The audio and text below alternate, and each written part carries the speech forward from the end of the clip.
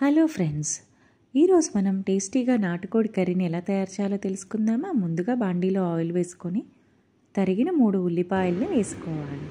వీటిని కొంచెం సేపు వేగనిచ్చిన తర్వాత మనం ఇందులో ముందుగా వాష్ చేసి పెట్టుకున్న నాటుకోడి మాంసాన్ని కూడా వేసుకోవాలి.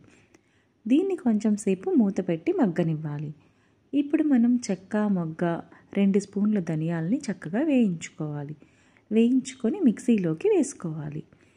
ఇప్పుడు వేసుకున్న తర్వాత ఇందులో కొబ్బరి ముక్కలు, అలాగే వెల్లుల్లి రెబ్బలు, కొంచెం అల్లం కూడా వేసుకోవాలి.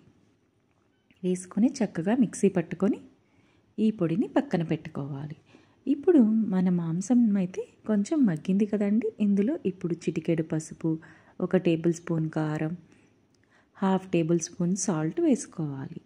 వీటిని కొంచెం సేపు మగ్గనివ్వాలండి. మళ్ళీ నాటుకోడి మాంసం అయితే తొందరగా ఉడకదండి.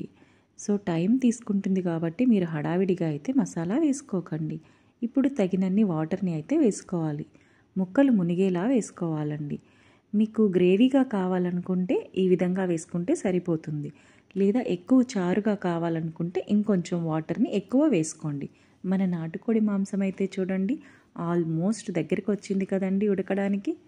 ఇప్పుడు మనం మసాలాని కూడా వేసుకోవాలి. ముందుగా మిక్సీ పట్టుకున్నాం కదండి, అదే మసాలాని వేసుకోవాలి. చూడండి, వేసుకున్న తర్వాత మనం ఇప్పుడు కొంచెం కొత్తిమీరను కూడా కట్ చేసుకుని అయితే పెట్టుకోవాలండి. చక్కగా ఆ కొత్తిమీరను కూడా వేసుకొని ఇప్పుడైతే మన స్టవ్ ఆఫ్ చేసుకుంటే మన నాటుకోడి కర్రీ రెడీ. సబ్స్క్రైబ్.